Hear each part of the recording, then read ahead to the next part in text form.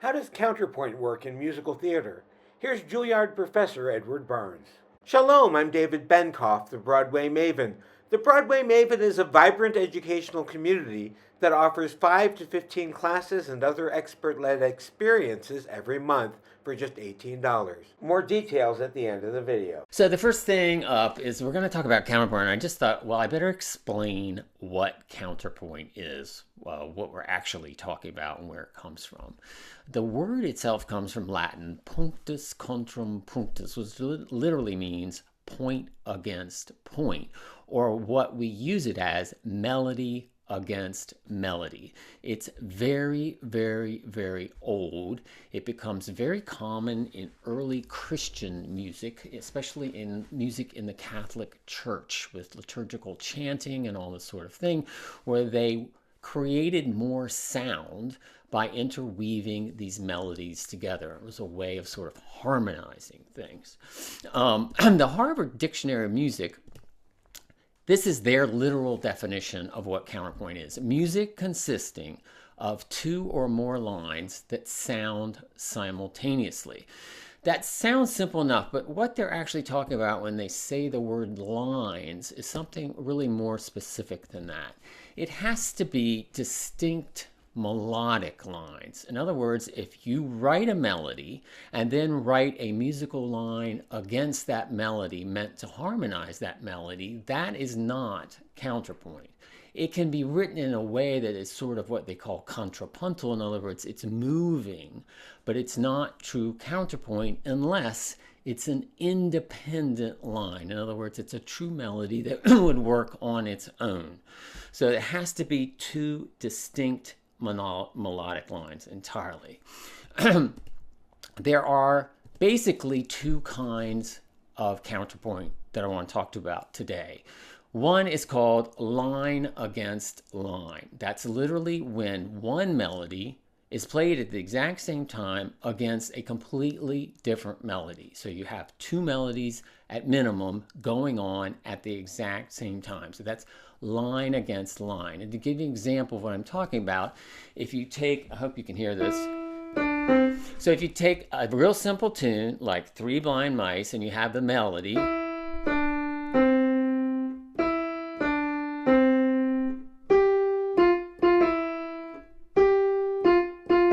so we'll say that's melody number one. Now what we want to do line against line is put a completely different melody against that. So if we put a melody like row, row, row your boat,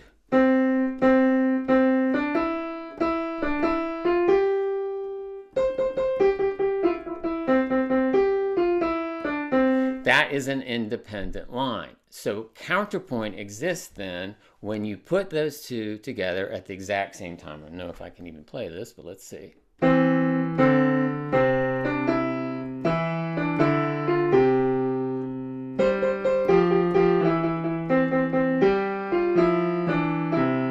Whatever it is, how it ends. But you get the point. They're two completely separate, different melodies, and you just put them right up against each other. That is line against line. The second kind is called line following line. And in this kind of counterpoint, you take the same melody, but you start one in sequence after the other one. So one is going to begin, and then the other one comes in later on, but it's the exact same melody. So they're working as two independent melodies. So if you do Three Blind Mice, you would have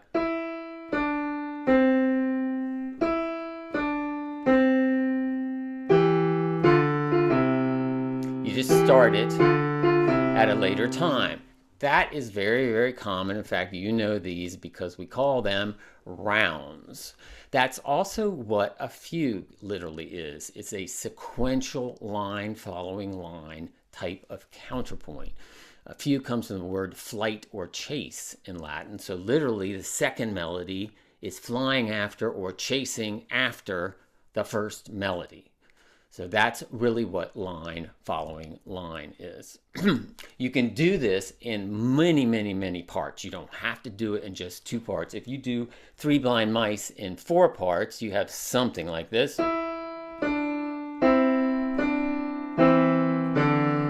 You just keep adding them in. And you just keep playing, you add them in. You could do 100 parts if you want. It can be any number of parts. If you've ever heard of something called species counterpoint, this is an old term that was used, very common in early music. That means the number of parts that come in. So first species, second species is 2 parts, third species is 3 parts. And then back in the Baroque, they would all these rules, whereas third species at the 4th, so it starts at the interval, the 4th in, they do things in reverse. It's all sort of like mathematics. It can get very, very, very complicated very quickly, but it was a way to build a composition. It's not done for harmony so much, because the harmony is what results from putting linear horizontal lines together. So the harmony in Three Blind Mice is just a result of playing 3 blind mice against each other. That ends up being the harmony. Now, if you choose 2 different melodies, you'll have different kinds of harmonies. So part of the job of the composer is to organize it in a way to both get the linear lines they want and also have the resulting harmonies that they want. So that's what they have to do. You almost always hear counterpoint used instrumentally. That's where it's primarily used. It's very common in Bach. It's common in a lot of Baroque music.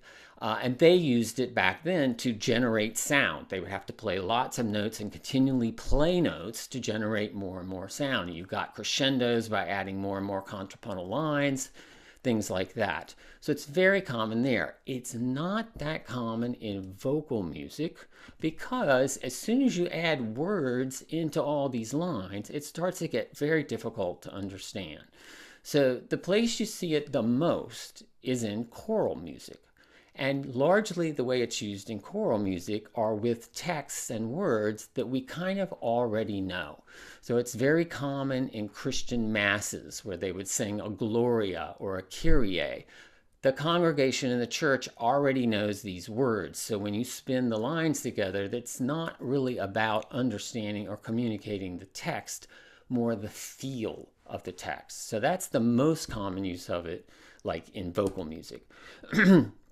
It's used in opera quite a bit. One reason is that in opera, what is primarily being conveyed is musical versus the text. In opera, the musical line takes priority over the text, and what they're communicating is the feeling that's created by the musical setting of the text. So they get away with the lack of understanding of the words, because music is primary in opera to the sung counterpoint. You'll hear it a lot in operatic duets, because it's a way to weave 2 characters singing their thoughts together. And in opera, they don't worry too much whether you can understand it. It's more the idea of these people singing together independently in their lines. In musical theater, it's not as common. And the reason, again, is the problem of communication. And if you think about it, in musical theater, if you're going to take 2 different melodies that have 2 different lyrics and you sing them simultaneously at the same time, it's very, very difficult to understand. And unlike opera, musical theater, when it's sung, of primary importance is the communication of the story and what they're trying to tell with the lyrics. So if you cannot understand the lyrics, you're not going to understand the scene, let alone the song. And if you have combinations of lyrics going on top of each other, it can be very, very, very, very, very hard to understand from an audience perspective. So it's just not used as much. The trick in musical theater is when and how to use counterpoint. So what's your reason for using it, and what are you showing by using contrapuntal lines and weaving these things together? So I'm going to show you a bunch of examples of how other musical theater composers have done that. We're going to go back in time to start with to an old musical called Call Me Madam from 1950 by Irving Berlin. It was made into a movie in 1953. And we're going to look at the song You're Just in Love. You're Just in Love is for 2 characters, in this case played by Ethel Merman and Donald O'Connor. And each of them in this song is going to have 2 separate takes on being in love. So whatever they're singing about, it's their point of view on what they're talking about. And what Irving Berlin does is to show that he gives them two different melodies in two different types of rhythmic pattern and with completely different lyrics. Two entirely different ones. And this is going to be an example of line against line counterpoint in a Broadway musical song. But what Irving does is very clever. Instead of just slamming you with both characters singing what they want simultaneously right away, he sets it up. He has one character sing their entire melody by themselves. Then he has the second character sing their entire melody by themselves. And only after we've heard both of those independently does he weave the two together in line against line. The reason he does this is just because communication is important. So you don't have to worry when he weaves the lines together whether you understand it, because you've already heard them singing independently on their own. So we'll watch a clip from the movie where they sing this, and all I did on this one, I just labeled it so you can see, but it's very clear, the technique that he uses, crystal clear, line against line counterpoint. Have a look. I hear singing, and there's no one there. I smell blossoms, and the trees are bare. All day long I seem to walk on air. I wonder why, I wonder why. I keep tossing in my sleep at night, and what's more, I've lost my appetite. Stars that used to twinkle in the skies are twinkling in my eyes. I wonder why. You don't need analyzing. It is not so surprising that you feel very strange but nice. Your heart goes pitter-patter. I know just what's the matter, because I've been there once or twice. Put your head on my shoulder. You need someone who's older, a rub down with a velvet glove. There is nothing you can take to relieve that pleasant ache. You're not sick, you're just in love. You don't need analyzing. It is not so surprising that you feel very strange but nice. Your heart goes pitter-patter. I know just what's the matter, because I've been there once or twice. Put your head on my shoulder. You need someone who's older, a rub down with a velvet glove. There is nothing you can take to relieve that pleasant ache.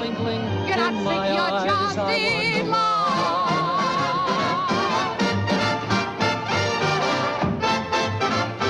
Come on now, snap out of it. I hear singing. But you just said that. I know, but I hear singing and there's no It is not one there. so surprising that you feel very strange but nice. Your heart goes pitter-patter. I know just what's the matter, because I've been there once or twice. Put your head on my shoulder. You need someone who's older, a rub down with a velvet glove. There is nothing you can take to relieve that pleasant ache. You're not sick, you're just in love.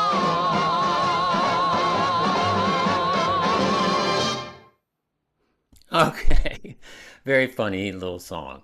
So that's the first example, You're Just in Love, of line against line. And like I said, what you heard was one melody sung first, the second melody sung second, and then they sing them on top of each other. Edward? Yes. I just think you ought to mention that you're teaching Call Me Madam next month. Yes, I am. I'm teaching a class on Call Me Mad. I'm doing a series on Irving Berlin musicals, and the one next month, I'm blanking on the date. It's something like February 12th or something like that. If you're interested, you can contact me, and I can also put a link in the chat at the end of this to come in and do it. We're doing a whole thing on Call Me Great Mad. show. Yeah, It's a great show. Very funny show. Yeah. So you heard what he did, and what I was going to say is that the way Irving Berlin would have written this would have been to come up with either melody 1 or melody 2 first, and then graphed out the harmonies that he had created with that, and then created another melody that's completely different and yet uses the same harmonic progression, so that when he puts it together, he doesn't have to worry about whether they harmonize. He's already built that in, and they come together. So that's how he would have done that. And it's a very simple way of doing it, but it's very effective because it enables him to weave 2 characters together into one in the show. So it's not only fun, but you get the whole point of characters coming together. So now let's take this. Yes. Did he know he was writing for Ethel Merman when he wrote that song? Yes. Right, because that's got to come into it. She is an old favorite of his.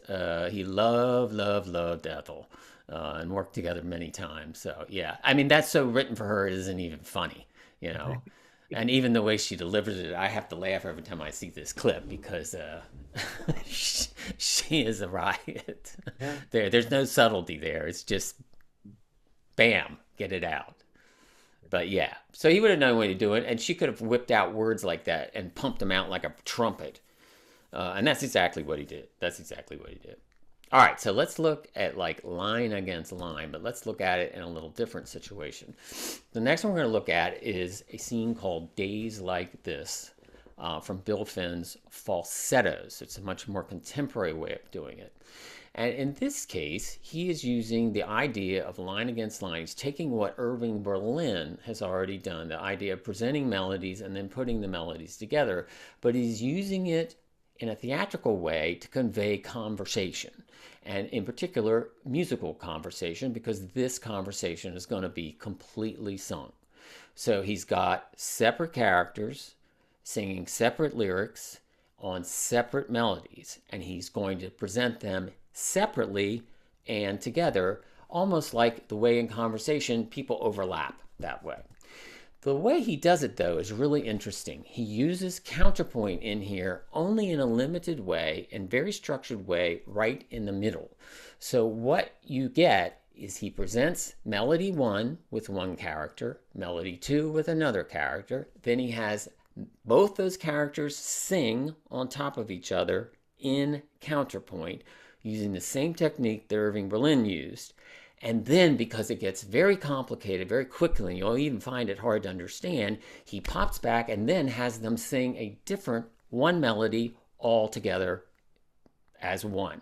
That way, it feels very conversational and we don't get lost in the counterpoint at all. It's a very, very interesting way of doing it. Excuse me. He does in this scene, he does it once with 2 characters, and then as the scene progresses, he doubles his money.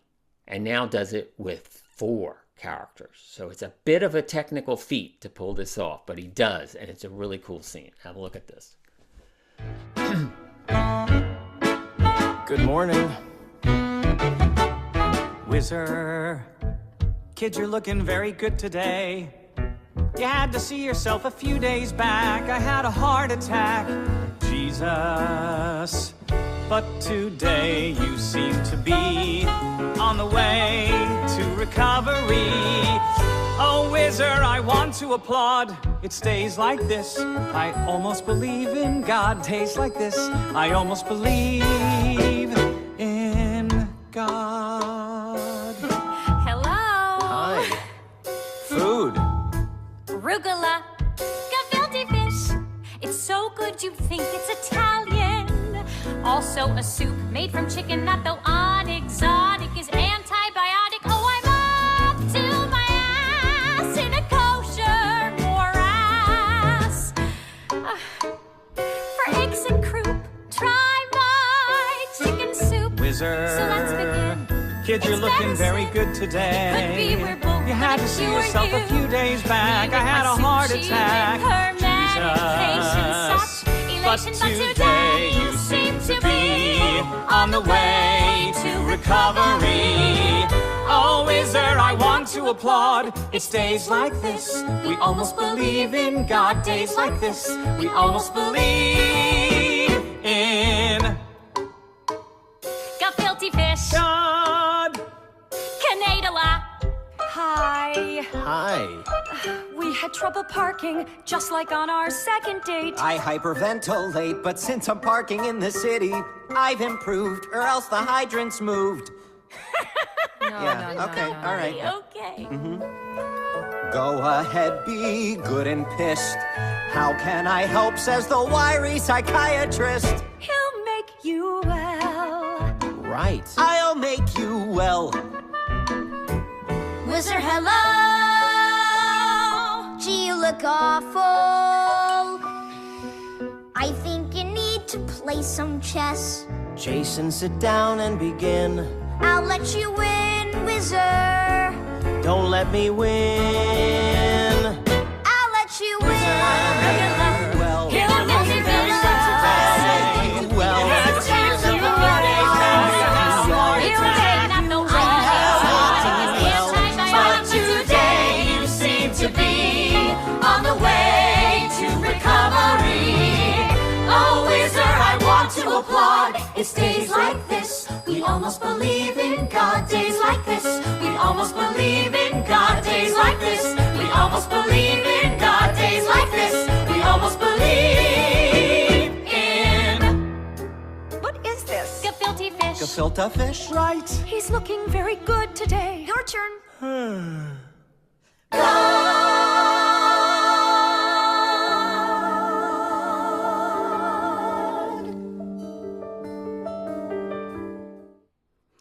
I love that scene. I love that scene partly for the use of counterpoint because it makes the whole thing sound much more realistic in a conversational way.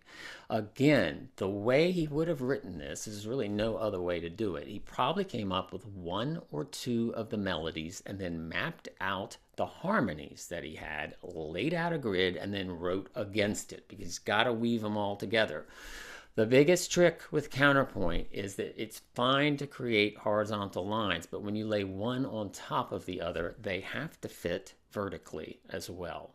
And I think in that case is a brilliant, brilliant use of it coming in and out of conversation. Okay, so the next one I will look at is by Stephen Sondheim. It's Pretty Lady from Pacific Overtures. Sondheim writes, if there's one composer that uses counterpoint more, it would be Stephen Sondheim. He has the skill set for one thing, and he understands what the abilities of counterpoint could be dramatically and theatrically in a scene and how to structure it in, where a lot of people use it for the effect or the texture. He uses it actually dramatically to help drive things, or even thematically, like the point of this is the contrapuntal nature of it. So the example we're going to look at is line following line counterpoint. So this is when one melody begins and then the other melody or melodies begin sequentially after it. So like a round or like a fugue in this case. In this scene, what he's going to do is give one melodic line completely as a solo.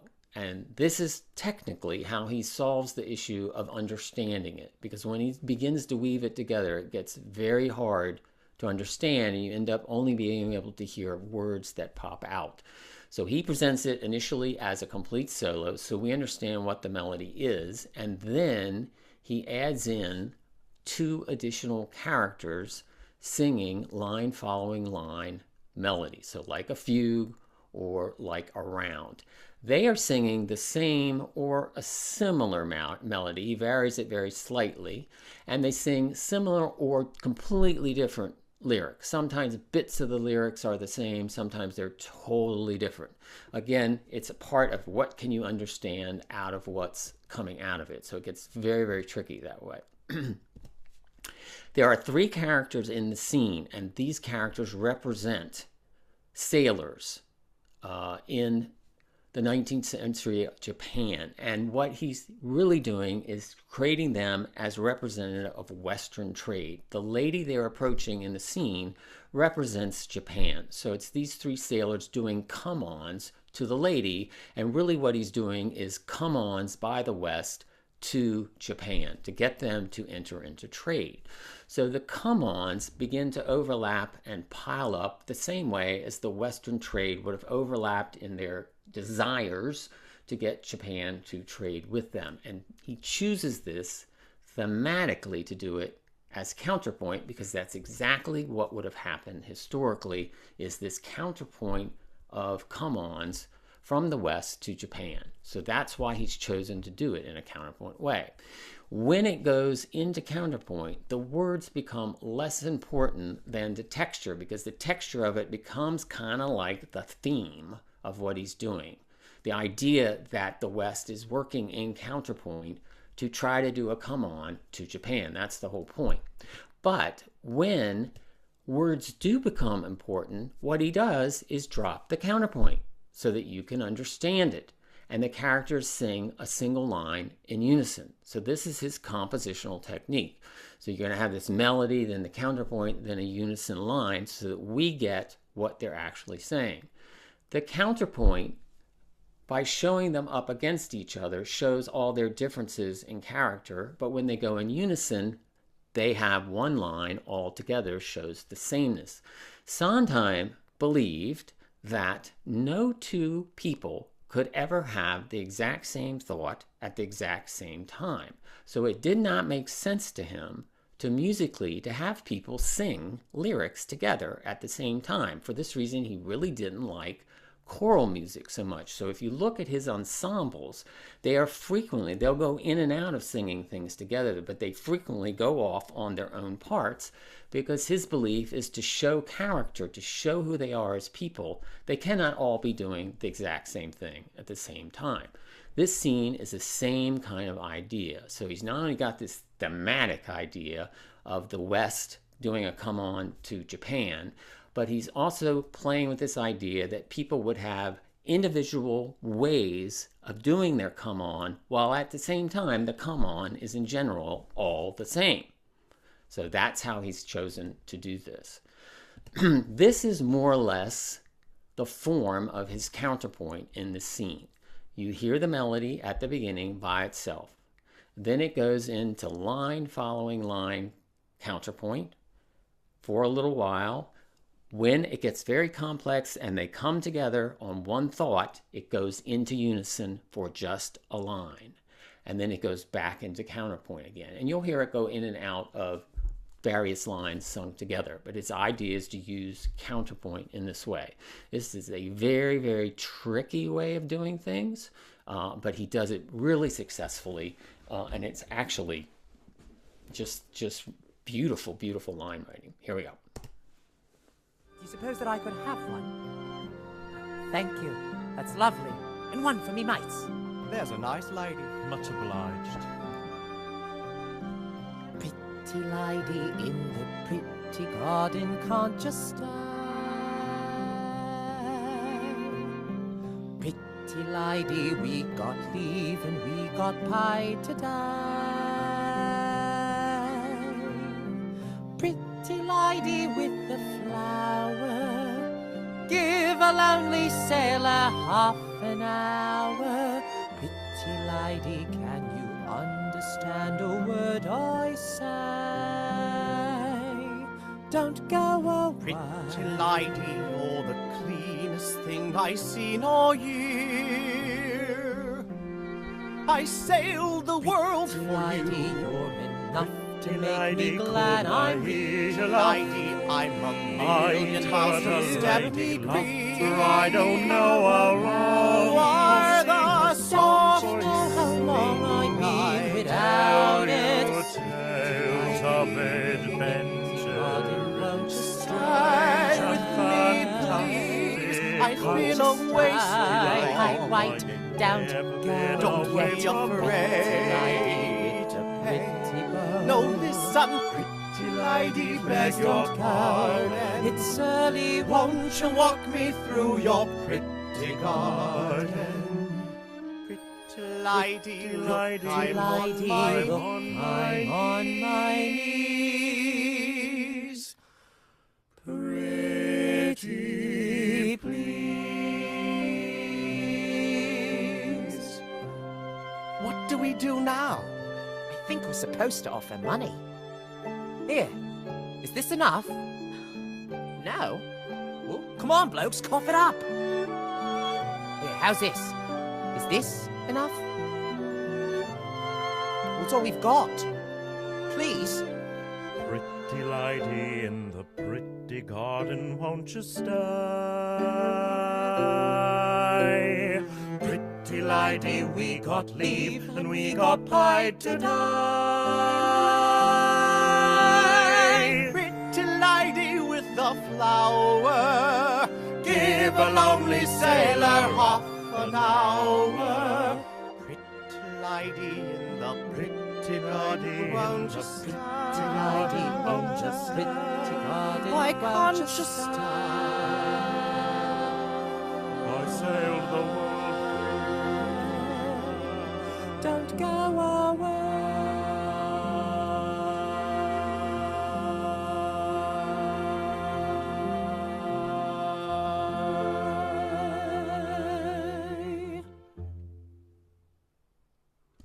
Just really, really beautiful work. He does a very, I don't know if you can hear this.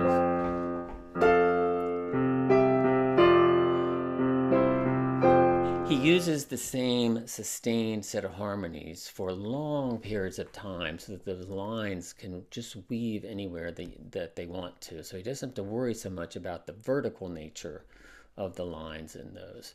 But that's very, very, very highly skilled use of counterpoint, and particularly line following line counterpoint. You won't see that many uses of that kind of counterpoint in musical theater, again, because largely it's very difficult to understand. So Fugue for Tin Horn is an example but it's very, very brief, very, very short, and we get the effect of it. You don't need to actually understand that much about it, but it would be this kind of writing is the kind of writing it is, a line following a line coming in.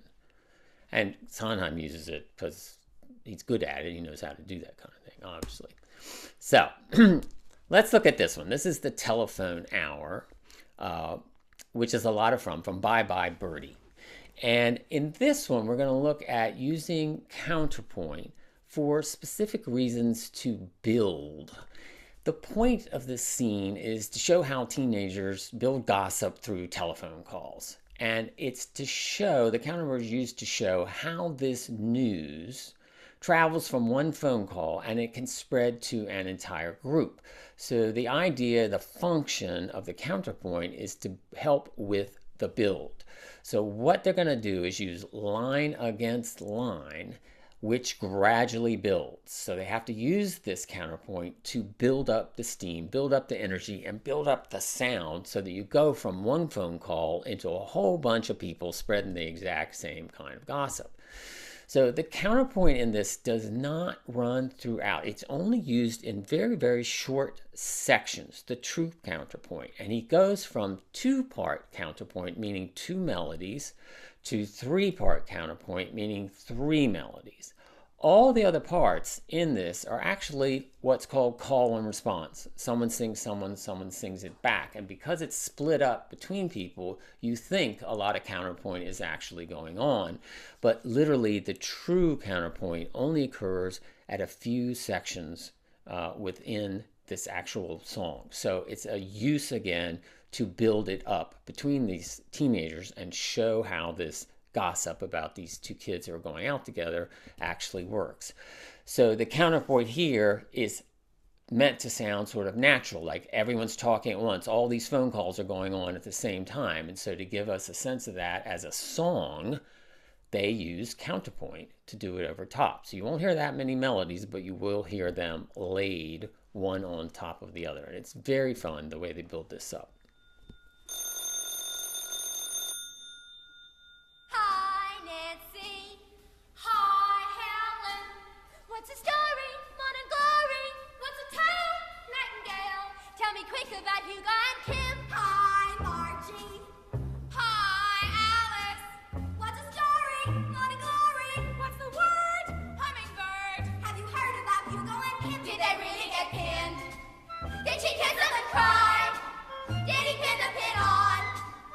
Or was he too shy? Well, I heard they got pinned. I was hoping they would. Now they're living at last. Going steady for good. Oh, Mr. Hankel, this is Harvey Johnson. Can I speak to Penelope? About Kim. Penelope? I just knew it somehow. About the prom? I must call her right up. Saturday? I can't talk to you now. Going steady. I know it. Going steady. It's crazy man. Going steady. I know it. It won't last. Not at all. He's too thin.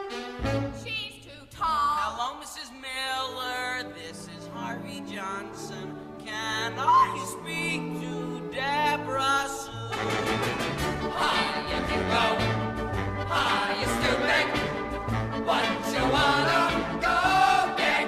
Well, I heard they got pinned. I was hoping they would.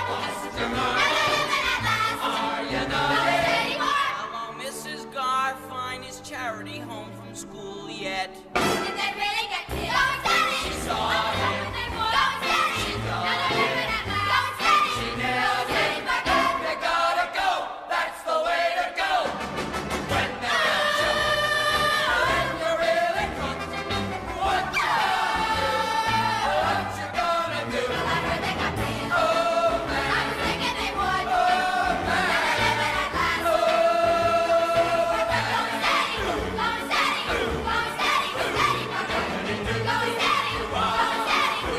Going steady. Steady for good. He's in love with Kim. Kim's in love with him. Well, now, well. steady. Do tell. For good.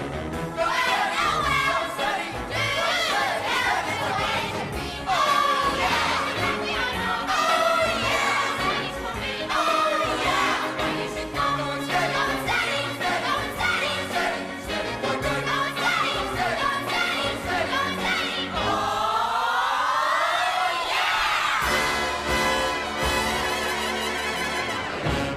Okay, so there what you heard was using line against line counterpoint to get it to build. So every time the counterpoint comes in, you add more and more and more groups singing against each other, and you get a bigger and bigger and bigger and bigger sound. And again, the purpose of the counterpoint is just to show how this one phone call turns into this mass thing. But rather than just repeating it over and over again, they show it realistically by layering it on top of each other. It's a really very effective use of counterpoint in a super, super fun way. The other bits you hear in there are actually one line that's cut up between various people and sung back and forth. So counterpoint is not that. Even though they might have multiple characters singing and singing at different times, if it's one line cut up, that's not line against line. That's just one line spliced into a bunch of different characters. And that's mostly what that scene is. Does that make sense? Makes sense. Okay, cool. All right, let's do one more. The last one we're going to look at is a biggie. This is a classic. This is tonight the Act 1 finale from West Side Story. It's by Leonard Bernstein and Stephen Simon. So one of the best ever, and it's one of the first that actually used this technique as a sort of culmination to an act. In this scene, there are 5 characters: Bernardo, Riff, Anita, Tony, and Maria. So it's sometimes called the quintet. Also, an ensemble sings. Both the gangs are in this, the Jets and the Sharks.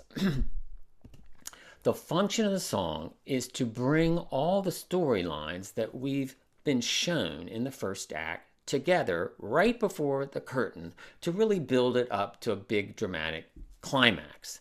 And the purpose of the counterpoint is almost identically the same. The counterpoint is to weave those musical character themes together to build to a climax. So Bernstein's goal is to keep weaving until he gets, like in Bye Bye Birdie, gets mass at the end, gets a big sound of everybody coming together.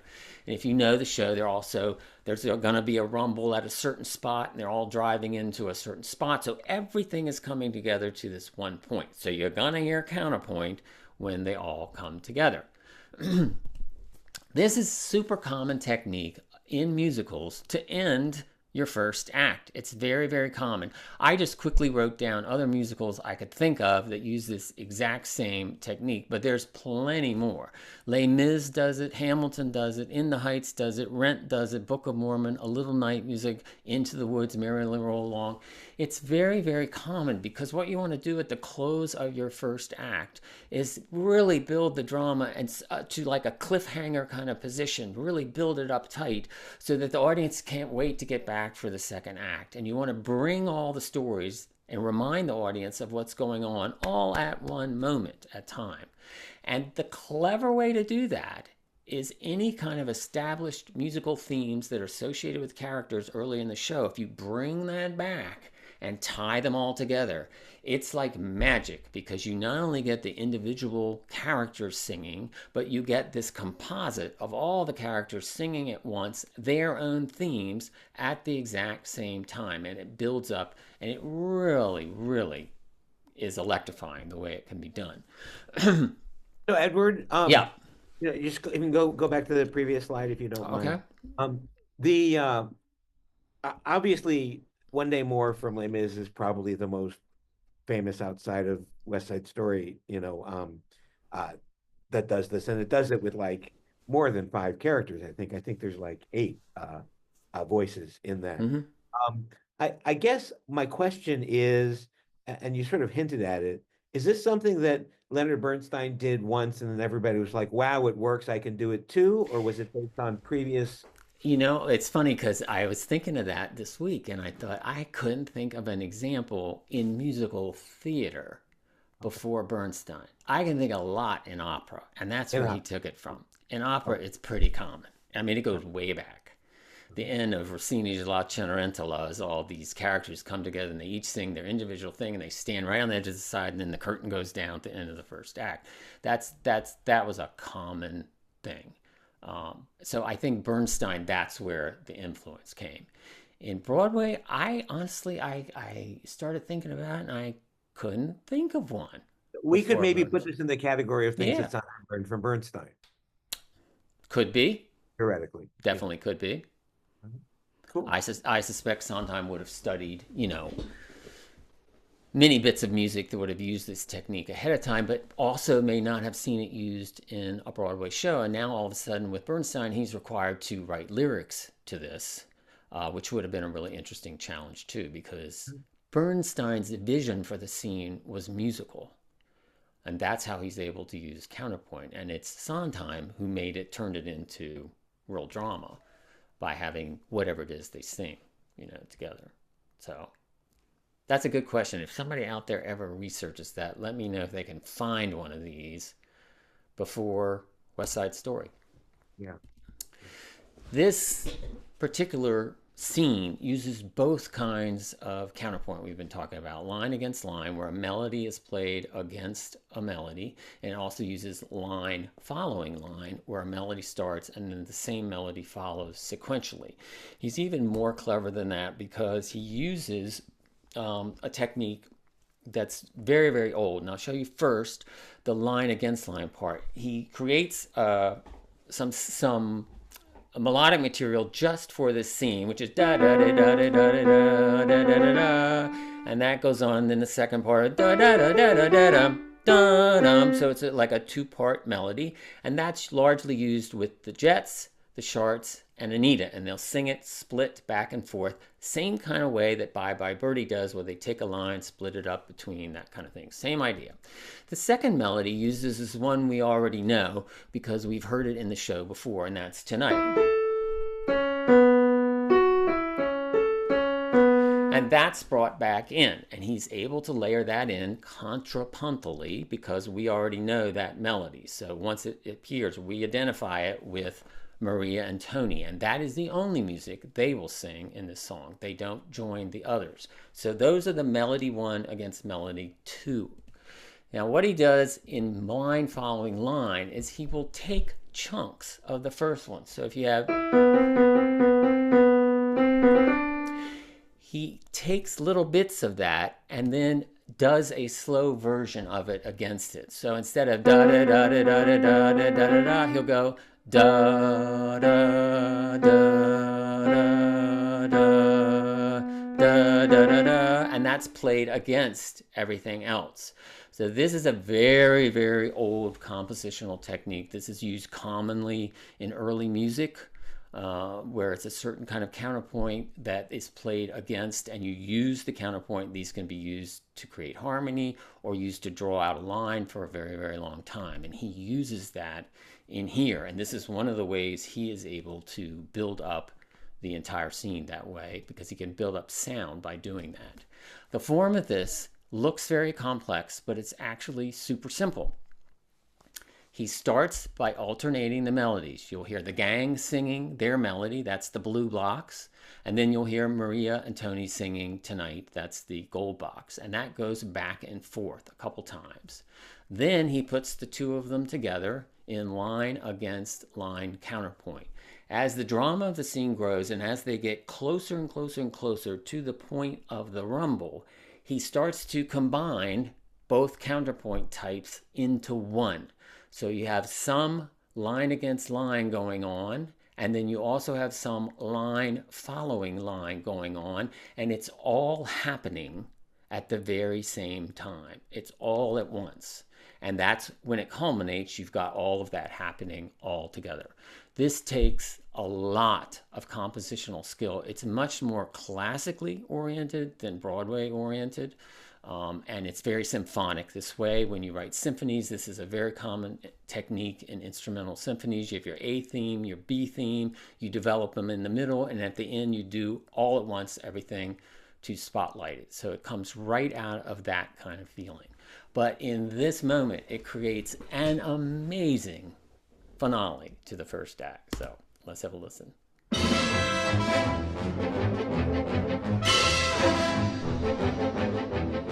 The Jets are gonna have their day tonight. The Jets are gonna have their way tonight. The Puerto Ricans grumble, fair fight. But if they start a rumble, we'll rumble them right. We're gonna hand them a surprise tonight. We're gonna cut them down to size tonight. We said okay, no rumpus, no tricks, but just in case they jump us, we're ready to mix tonight. We're gonna rock it tonight. We're gonna jazz it up and have us a ball. They're gonna get it tonight. The more they turn it on, the harder they fall. Well, they began it, well, they began it, and we're the ones who stop them once and for all tonight. Anita's gonna get her kicks tonight. We'll have a private little mix tonight. He'll walk in hot and tired, poor dear. Don't matter if he's tired, as long as he's here. Tonight, tonight won't be just any night. Tonight there will be no morning star. Tonight, tonight I'll see my love tonight, and for us stars will stop where they are.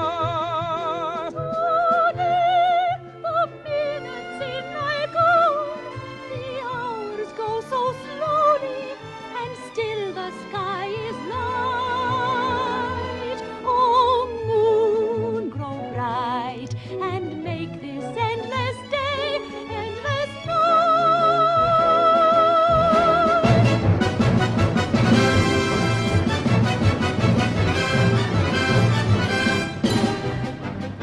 The Jets are coming out on top tonight. We're gonna watch Bernardo drop tonight. That Puerto Rican punk'll go down, and when he's hollered uncle, we'll tear up the town. We'll be in back of you, boy. Right. You're gonna flatten him good. Right. Tonight there will be no morning star. And then we'll have us a ball tonight. We're gonna rock it tonight.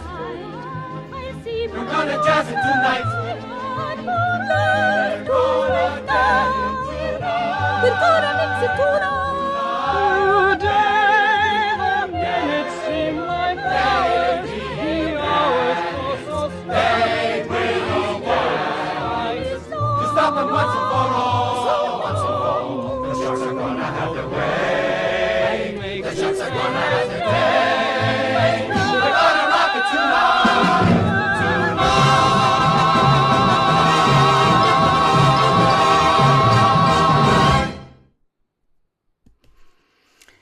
have it. So you have line against line plus line following line. It's an amazing scene. I have to say, like, every time I see this movie version of it, there's unbelievable satisfaction with the music and not so much satisfaction with the cinematography. And my reason is the counterpoint. You can't show counterpoint when the camera can only look at one person at a time. So a lot of times when you're looking at this scene, you're hearing multiple voices singing, but the camera only shows one person. So the only way they could have gotten around it would have been with multiple split screens. They could have shown everybody singing at one time. There's one scene that really always jars me where I hear Maria's voice and they've got her off sort of on pan to the left, but you don't see her at all on camera. And yet her line is very important to the music that's going on. It's just sort of problematic, but it was a choice they had to have made. The only other option would have been to split it up. So that is a trick that you would never have a problem with that live on stage, but on camera you have to choose who you're going to look at. So Peter Felicia says that his favorite line in West Side Story is "Make this endless day, endless night," and the way the way the music puts a highlight on that line, because it comes at the very end, other than the word tonight, it punches that line very nicely. I mean, the thing that just kept going through my mind, because as you know, I'm more of a word guy than I am a note guy, is, wow, Bernstein did amazing work in pulling the act together, but wow, Sondheim then had to put words to it that worked. I just, stunning. Really, really. It is stunning. Now, of course, some of the Tonight lyrics are repeats from things he would have already established. So really his work had to do with what Anita and the two gangs are singing up against it. And when then Bernstein uses these techniques of these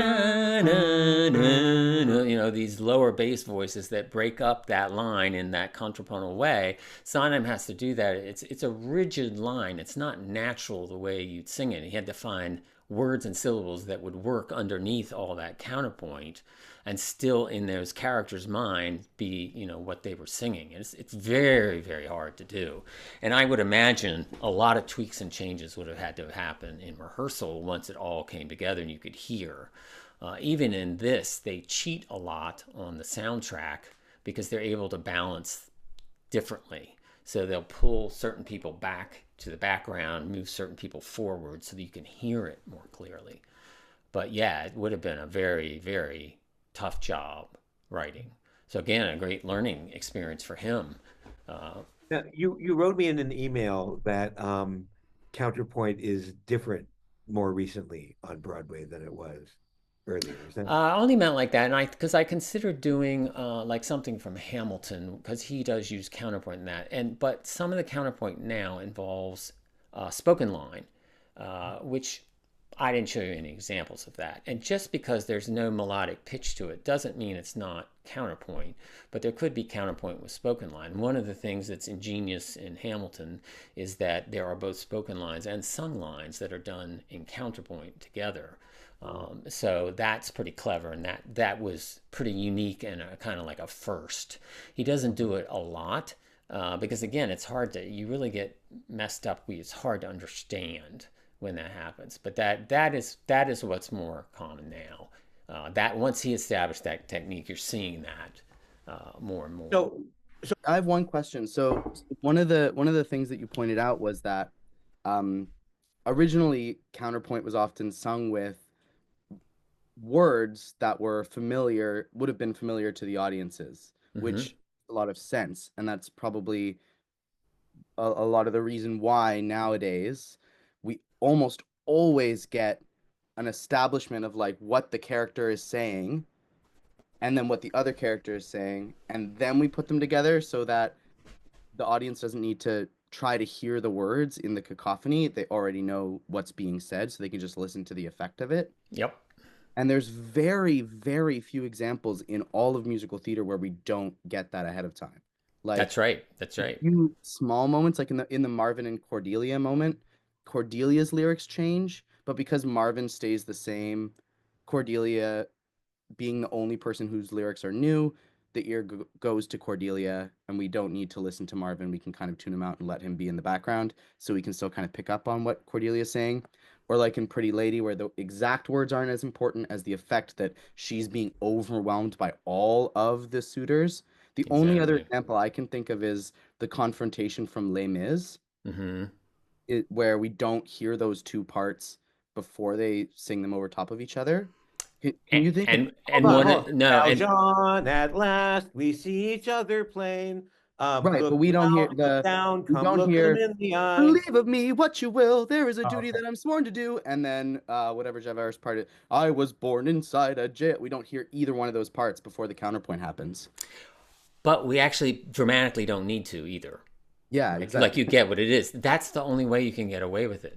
That's the only way you can. It's like, And all right, we're fighting. you're totally right. If you think of all these examples, the only time that doesn't happen is when it's not necessary, and that the point of it is the argument or the effect of arguing or the effect of the two together, versus the writers are not trying to establish information with you, because counterpoint will not work for that. It's just too complex. A lot of things I can tell you, I mean, counterpoint is just one of those things. It depends on, if we were at Juilliard talking classical music, it's not counterpoint. It's much more specific in classical music, and it has lots of little rules to analytical rules that make it so. But in music theater, it's much more liberal use of it that way. So you can say it's contrapuntal in nature, the way it's woven together. It may not be a specific form of it, but it is contrapuntal in nature. So, and as a musical theater composer, Matteo, how do you use counterpoint? Well, I the show that I just released the cast album for, by the way, cast album, Tommy Rhodes, check it out, Apple Music, Spotify. That show has a big courtroom scene where everyone in the town basically has some reason for believing that this boy is either the Edwards boy or the Rhodes boy. Everyone has their own reason for believing what they believe, and they all are testifying and trying to convince the jury that this boy is the boy that they think it is. And I was like banging my head against the wall. I could not figure out how to construct this scene in a way that made any sense, because they all had to say their piece. And then one morning I was just like sitting there at my piano, and I was like, oh, it dawned on me so suddenly that it was so obvious. So I just wrote, a scary little 8-chord progression, and then I wrote each one of their testimonies to fit the same chord progression, even though I did a lot of different things with the chord progression. Some of them were a lot softer and arpeggiated, and some of them were very abrupt, depending on what the content of the testimony was. And then at the end, when they're all angry about how long it's taking and whatever, they all start overlapping on top of each other, and secret is revealed. They were all written to the same harmony, so they all fit contrapuntally, and then that brings us into the big final chorus. And so it's like a 13-minute scene song sequence on stage, and like it's an 8-minute track or something in the cast recording, and it's one of the most like satisfying things I've ever been able to compose, and I'm so proud of it, because it's just like the fundamental rules of how counterpoint works. So, Edward, you mentioned that Sondheim has the technical skill and the interest in using counterpoint in some of his melodies. Can you give another couple of examples of Sondheim? A Weekend in the Country, and I was just actually thinking of, there's a lot in Little Night Music, has tons and tons of little counterpoint moments in it, but I was just thinking of something Matteo was saying, that, the way he wrote that was to sort of figure out the grid of it harmonically. If you think of, I wish, because he uses that and writes motifs all against the same thing, what's it make it easy for? When he wants to combine them all together and write contrapuntally, he's already got his grid figured out, and they're all spins on the exact same thing. So right from the very first second of the show, he's establishing a harmonic grid that he's going to write counterpoint against. So it makes it easier for him from the get-go. But there's tons of different ones, and he'll use counterpoint in moments too. So it's not like an entire song is in counterpoint, but it'll go into counterpoint. And a lot of his counterpoint is actually driven by the drama that he's trying, the storyline he's trying to get, and the character line and the lyrics he's doing, versus him sitting there thinking, like he did with Pretty Lady, the way to do this is in counterpoint. A lot of it is just the natural way people overlap in lines, and then he has to counterpunktually figure it out. He literally, if you look at his pencil sketches, will map what he calls points. And the points are, he put a dot on the page, and you have to connect it. So he would have this harmony to start, and he would know he want to travel somewhere in here, and he needs to end here with these two characters. And he would create the points, and the points are just like what Matteo was saying. It's his grid map. So he would create a progression and then write into the points. And that's a very good way to do counterpoint in music theater. Is there anything in the science of music or the philosophy of music that explains why counterpoint tickles our ear the way it does? What do you think, Matteo? I don't know if it's a scientific thing. I would just say that it's more stimulation. More stimulation feels like we're being stimulated more. There's more stuff happening. I think that counterpoint is well, I mean, we saw it with We Don't Talk About Bruno. I think that counterpoint has the potential to really attract the TikTok obsessed Gen Z crowd because of how much is happening. Yeah. They watch their TikTok videos in counterpoint. Have you seen this? They'll watch 2 videos at a time. There'll be like one video in one corner that's like someone making cookies, and then another video that's someone talking about something, because they can't watch someone talking about something because their attention is so limited. Yeah. Counterpoint's the answer. I'm gonna write entire musicals that are entirely in counterpoint. So we have 2 minutes left. Why don't each of you give an assignment for students who are interested in counterpoint of a song that they might listen to coming out of this class that might be a review or a chance to access some counterpoint? What would be a good assignment? I think I would pick Weekend in the Country, the end of first act of Little Night Music, because it would solve a lot of things. You've got the way to end an act. You've got a way to build counterpoint. You've got a way to weave characters together and see how he does that. Build sound, build drama, build to a climax, weave lines together, work it over a harmonic grid all into one. It's a great For those of you who are interested, I'm teaching Little Night Music on Tuesday. There you go. Matteo, what assignment would you give?